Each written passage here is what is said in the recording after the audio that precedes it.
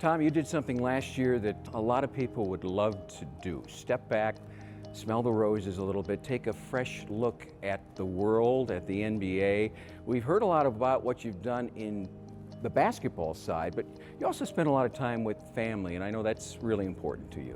Yeah, it was a great year for me. So it was a chance to reflect, recharge, learn, do some fun things. So I try to take advantage of that. And you're right, being with my family, I enjoyed immensely. I had an opportunity to spend Thanksgiving with them, Christmas, Easter, and that's very unusual. I had not done that in a long, long time. So we had a lot of fun. It was a great year for me.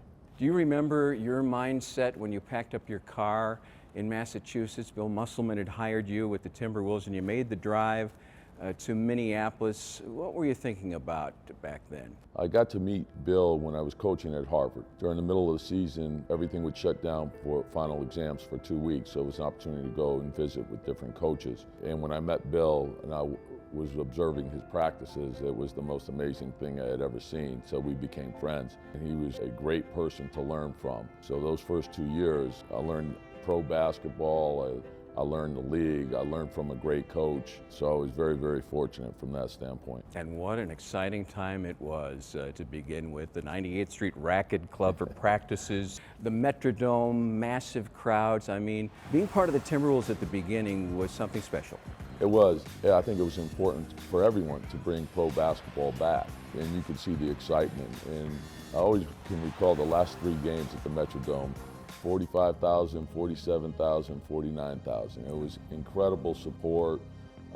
We had a lot of guys that were just tough-minded players that Bill had coached in the CBA, and they ultimately all went on to have good pro careers in the NBA, and then they became coaches, guys like Sam Mitchell, Sid Lowe, Scott Roth, Scotty Brooks. It was an amazing group of guys.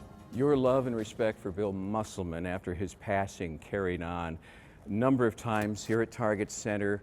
When you were coaching in Chicago, his widow Julie and their son Max were guests of yours. I know you brought Max into the Bulls locker room to meet players. That says a lot about what you felt about that man. He was incredible, and of course Eric Musselman as well. Just a great family, and very unfortunate with Bill's passing at such a young age, but he had great impact on our league, and that was also my connection to Flip. Flip was so unique. He had the ability to make you feel like you were his best friend.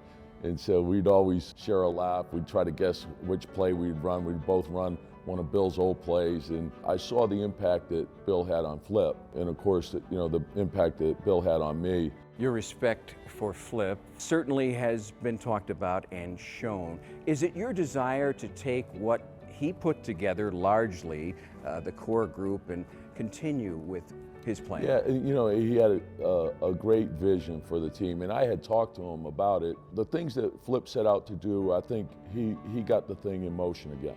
And obviously, when you look at the young talent that we have a great owner in Glenn, and we have cap space, so we have room to grow. Now we have to put the work into it. There's a lot of work to be done.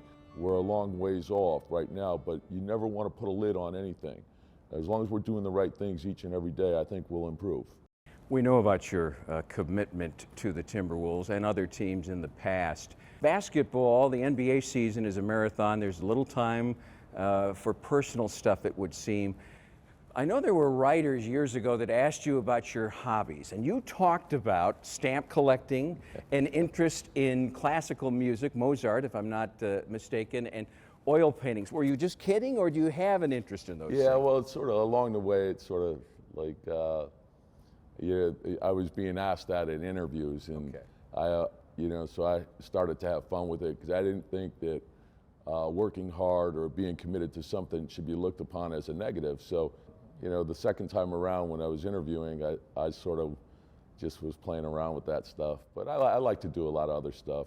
And finally, was it fun for just 1 week to be an internet sensation when you signed here with the Wolves, and that picture of you in the warm-up suit that Marvin Harv gave every staff member was there with hockey hair, and people were oohing and ahhing?